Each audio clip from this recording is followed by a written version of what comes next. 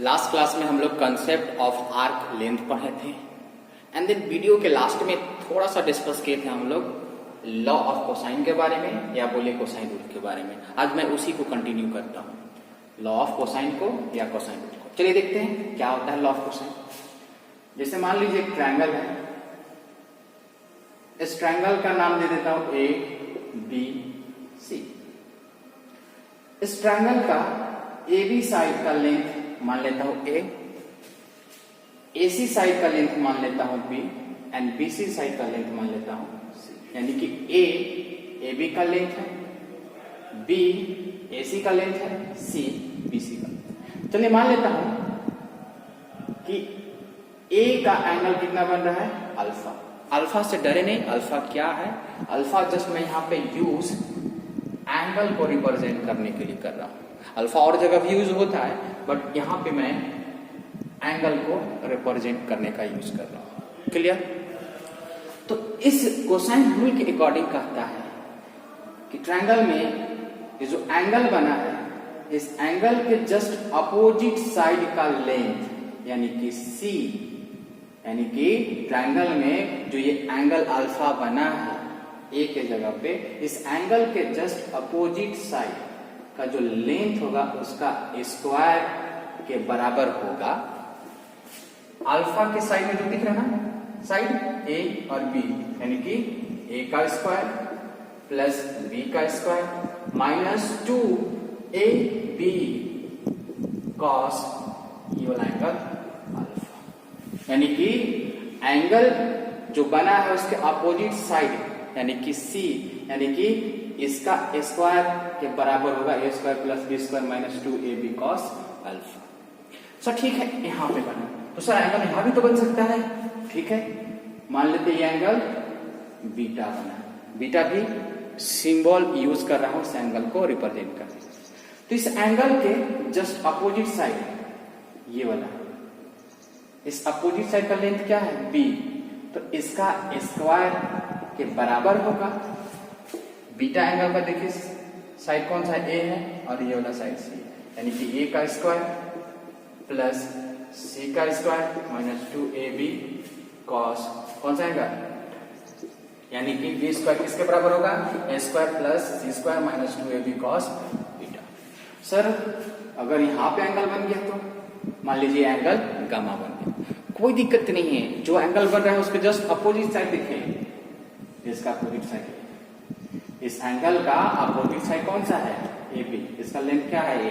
अब इसका स्क्वायर जो होगा बराबर होगा इस एंगल का साइड यानी कि सी का स्क्वायर प्लस बी का square minus of 2 C B cos का।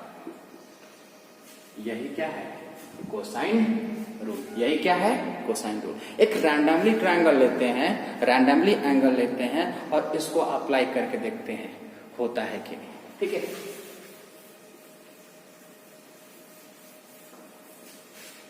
जैसे मान लीजिए एक ट्रायंगल है पी क्यू आर। ये एंगल मान लीजिए, नहीं इसको नहीं, इसको मान लेते हैं। ये एंगल मान लीजिए थीटा 1, ये साइड दिया है मान लीजिए बी, ये साइड दिया सी मान लीजिए ए। हमने एक ट्रायंगल रैंडमली लिया, इसका नाम दिया पी क्यू आर। क्यू की जगह कितना एंगल बन रहा है थीटा 1। पी क्यू का साइड का लेंथ कितना दे दिया बी, पी आर का साइड का length C and Q R का लेंथ ए।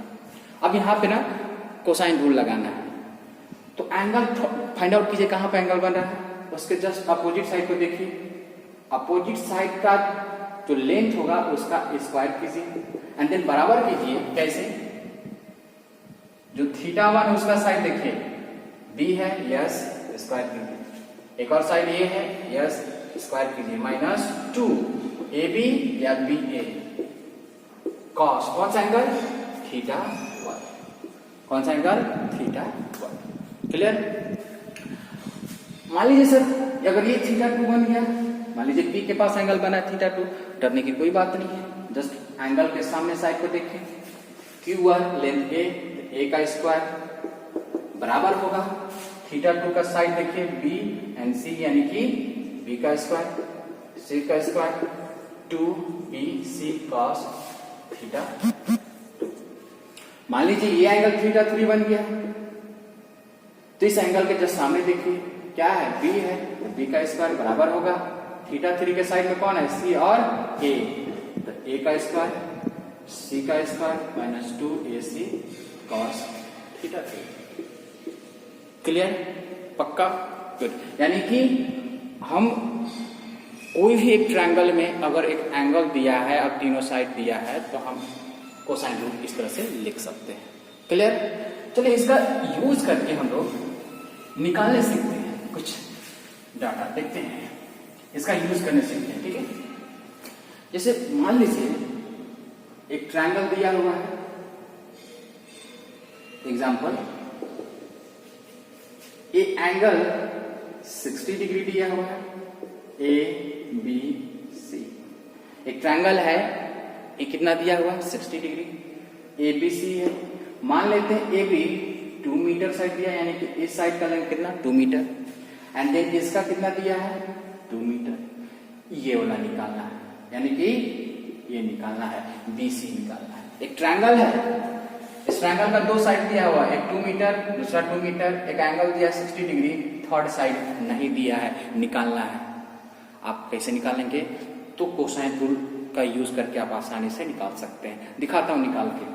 तो मान लीजिए ये वाला जो साइड है अननोन है, पता नहीं कितना है, तो आप इसको मान लीजिए x, ये साइड 2 मीटर है तो मान लीजिए a, इसको मान लीजिए b। तो कोसाइन रूल क्या करता है कि एंगल के जस्ट अपोजिट साइड, एंगल के जस्ट अपोजिट साइड यानी कि x का स्क्वायर किसके बराबर होगा, एंगल के जो साइड है देखिएगा, यानी कि a का स्क्वायर प्लस b का स्क्वायर माइनस 2ab cos, कौन सा एंगल, ये वाला एंगल यानी कि 60 डिग्री। तो मान लीजिए इसको थीटा, तो यहां पर रख दीजिए। चलिए एक्स स्क्वायर, a का वैल्यू कितना है 2, तो 2 रख दिए, 2 का स्क्वायर, b का वैल्यू कितना है 2 का स्क्वायर 2, a की जगह पे 2, b की जगह पे 2, cos थीटा की जगह पे क्या रखेंगे 60, गुड, 2 2 जा 4, 2 का स्क्वायर 4, मल्टीप्लाई करेंगे 8, cos 60 की वैल्यू कितना होता है 1/2। देखिए cos 60 की वैल्यू 1/2 क्यों होता है, मैं कभी आपको टेबल दे दूंगा समझाने के बाद, एंड देन आप लोग उसको लिख लेंगे, एंड देन उसको ध्यान में रखेंगे, आपको पता चलेगा कितना कितना वैल्यू होता है। ठीक है, गुड। तो 2 4 जा में 8 कट गया, 4 plus 4 minus 4 cancel, remaining 4 x square. अगर इसको हटाएंगे यहाँ पे क्या चला जाएगा रूट, यानी कि x इक्वल टू 4, यानी कि 4 का स्क्वायर रूट 2 मीटर, यानी कि कितना आ गया 2 मीटर। क्लियर, एक और एग्जांपल लेते हैं।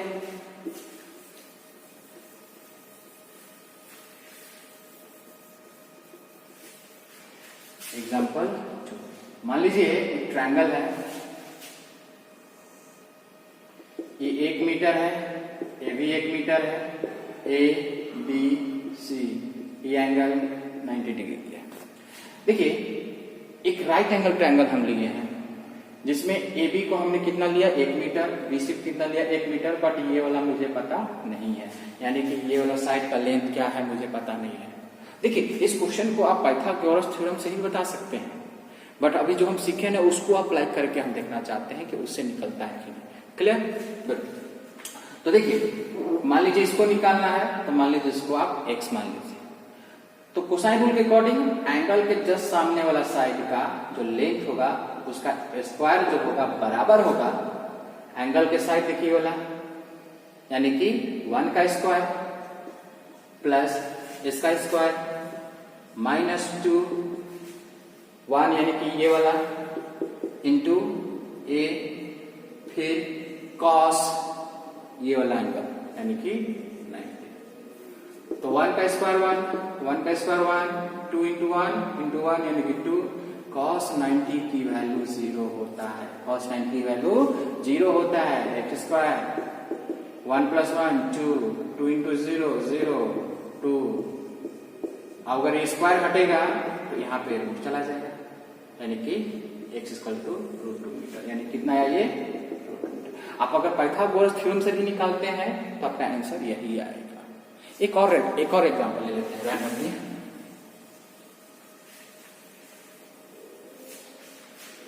एक और एग्जांपल ले लेते हैं, जैसे मान लीजिए कोई ट्रायंगल है, ये एंगल दिया है, ये एंगल दिया है 30 डिग्री। कितना दिया एंगल? 30 डिग्री। मान लेते हैं ये 1 मीटर है और ये 2 मीटर है, ए बी सी। ये वाला एंगल निकाल, ये साइड निकालना। एक ट्रायंगल है, इसका साइड 1 मीटर दिया है, इसका 2 मीटर दिया है, ये एंगल 30 दिया है, बीसी निकालना है। बात समझ रहे हैं? तो देखिए ये तो राइट एंगल ट्रायंगल नहीं है, पाइथागोरस थ्योरम लगा सकते हैं। तो एक्स निकालने के लिए क्या करेंगे? कोसाइन रूल यूज करेंगे। कैसे? कि एंगल के जस्ट अपोजिट साइड यानी कि एक्स का स्क्वायर जो होगा बराबर होगा एंगल के जो साइड में है उसको देखेंगे। 1 का स्क्वायर 2 का स्क्वायर -2 1 2 cos कौन सा एंगल? ये वाला एंगल, यानी कि 30, यानी कि एक्स स्क्वायर इक्वल टू 1 2 2 जा मतलब 4, ये हो गया 2 2 जा 4 cos 30, ये 5 ये 4। cos 30 का वैल्यू होता है √3/2 2 5 ये 2 √3, ये हुआ एक्स स्क्वायर। स्क्वायर हटाएंगे तो इस पे क्या चला जाएगा? रूट चला जाएगा, यानी कि ये कितना आया? √5 2 √3। समझ में आया? देखिए ये cos की वैल्यू कब कितना ले रहे हैं आपको ये समझ में नहीं आ रहा होगा, बट अभी एक टेबल दे दूंगा आपको बड़े अच्छे से समझ में आएगा। क्लियर? हाँ चलिए एक पहले क्वेश्चन कर लेते हैं, एक क्वेश्चन करते हैं हम लोग। एक क्वेश्चन हम लोग कर लेते हैं। अ body moves from point A to C shown in figure. Find the distance and displacement.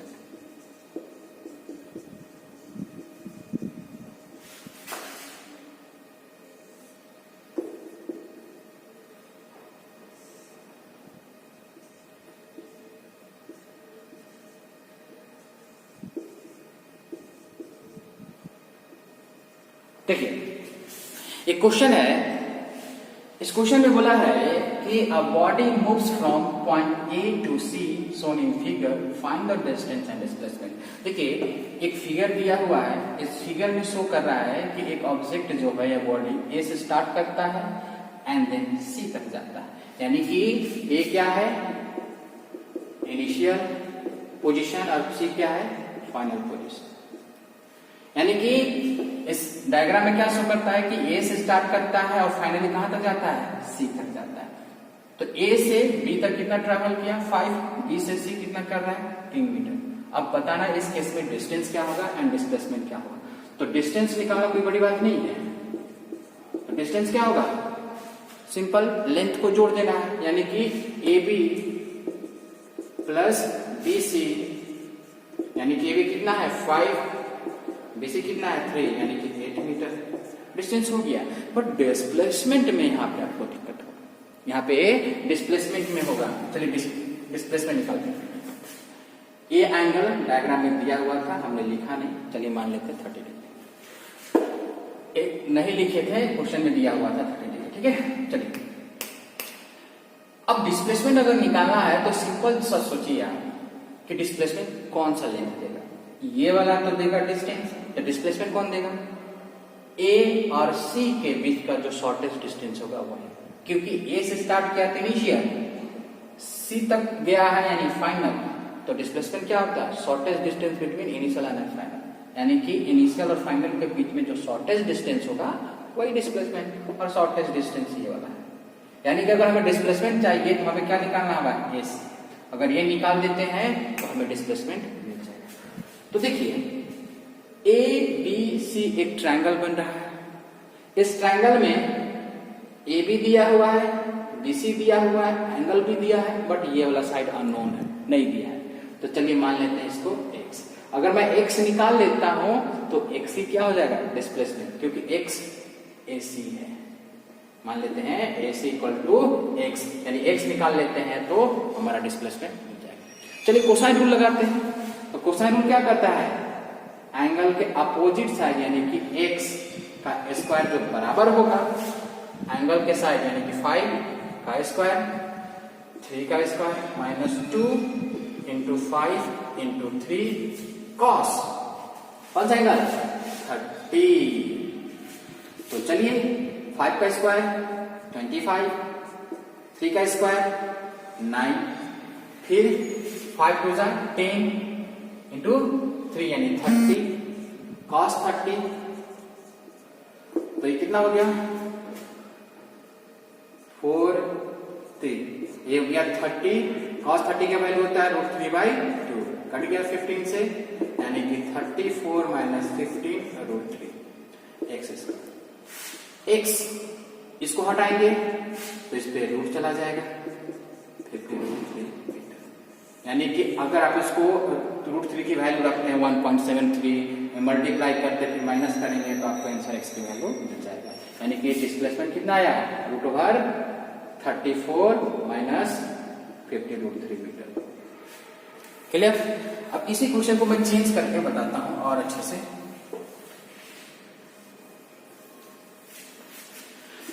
क्या body move from point A to C shown in a figure, find the distance and displacement। चलिए A से start कर रहा है and then C तक जा रहा है। मान लीजिए ये 2 मीटर है, ये भी 2 मीटर है, एंगल 60 डिग्री। तो देखिए एक क्वेश्चन है, body move from point A to C shown in figure, find the distance and displacement। एक फिगर दिया हुआ है, इस फिगर में एक बॉडी A से स्टार्ट कर रहा है, B तक जा रहा है एंड देन फाइनली कहां तक पहुंच रहा है, C तक। एंगल कितना बनाया है 60 डिग्री। अब इस केस में डिस्टेंस बताना है, डिस्प्लेसमेंट। तो डिस्टेंस के लिए तो नो डाउट सीधा ऐड कर देंगे AB plus BC, AB plus BC। तो AB कितना है 2, BC कितना है 2, यानी कि 4 मीटर। बट डिस्प्लेसमेंट अगर निकालना है तो डिस्प्लेसमेंट के लिए देखिए, डरिए मत, कि यहां से स्टार्ट किया इनिशियल, वेरी गुड, यहां तक आया फाइनल। अगर इनिशियल पॉइंट A है, फाइनल पॉइंट है, तो डिस्प्लेसमेंट क्या होता है, shortest distance between initial and final, यानी कि ये वाला ही डिस्टेंस क्या होगा, डिस्प्लेसमेंट। तो अगर मैं इसका लेंथ निकाल देता हूं, इसका डिस्टेंस निकाल देता हूं, तो डिस्प्लेसमेंट हमें मिल जाएगा। तो मान लीजिए ये वाला क्या है x। अब देखिए ये राइट एंगल ट्रायंगल तो है नहीं कि आप निकाल सकते हैं पाइथागोरस थ्योरम से, तो आपको क्या करना होगा, कोसाइन रूल लगाना होगा। तो देखिए कोसाइन रूल क्या करता है, एंगल के जस्ट अपोजिट साइड क्या है, x है, x का स्क्वायर, एंगल के साइड 2 का स्क्वायर, 2 का स्क्वायर माइनस 2 इंटू 2 कॉस, कौन सा एंगल 60, यानी 4 ये 8 कॉस 60, ये कितना हो गया 4 प्लस 4 रहने दीजिए 8, कॉस 60 की वैल्यू होता है 1/2, कैंसल आउट, यानी कि 4 plus 4 minus 4 cancel out, 4 x square 4, ये हटेगा रूट जाएगा, यानी कि 2 मीटर, यानी कि कितना 2 मीटर, यानी कि therefore डिस्प्लेसमेंट कितना हो जाएगा 2 मीटर। क्लियर। एक चीज सर बार बार हमको नहीं समझ में आ रहा है कि cos 30, cos 60, cos 90 ये कैसे कर रहे हैं, तो इसके लिए मैं टेबल बना दे रहा हूं, आप लोग याद रख लेंगे, sin थीटा cos थीटा, ठीक है, 0 डिग्री, 30 डिग्री, 45 डिग्री, फिर 60 डिग्री, फिर 90 डिग्री, ठीक है, आप लोग इसको लिख लेंगे। साइन 0 का वैल्यू 0, साइन 30 की वैल्यू 1/2, साइन 45 की वैल्यू 1/√2, साइन 60 की वैल्यू √3/2, साइन 90 की वैल्यू 1। कॉस की वैल्यू लिखना है, ये डाटा को उल्टा कर दें, इसको क्या कर दें, रिवर्स, यानी कि यहाँ पे 1 है, यहाँ 1 लिख दीजिए, यहाँ पे √3/2 है, यहाँ पे लिख दीजिए, यानी कि उलट दीजिए, उल्टा कर दीजिए, यहाँ पे 1/√2, ये वाला 1/2, ये यहाँ पे। देखिए क्या है, साइन 0 यानी कि साइन 0 की वैल्यू 0, साइन 30 क्या वैल्यू 1/2, साइन 45 की वैल्यू कितना 1/√2। क्लियर। उसी तरह से कॉस में देखते हैं कि कॉस 90 का वैल्यू, देखिए यहाँ पे कितना लिखा हुआ 0, याद कीजिए कॉस 90 का वैल्यू हमने क्या लिया था 0, यहाँ देखिए दिया हुआ। कॉस 60 का वैल्यू अभी जस्ट हमने लिखा था कितना 1/2, देखिए 1/2। कॉस 45 की वैल्यू कितना दिया है 1/√2। कॉस 30 की वैल्यू कितना दिया हुआ है √3/2। तो आप एक टेबल को याद कर लेंगे, ठीक है, एंड देन आपको यूज करने में कोई दिक्कत नहीं होगा, ठीक है।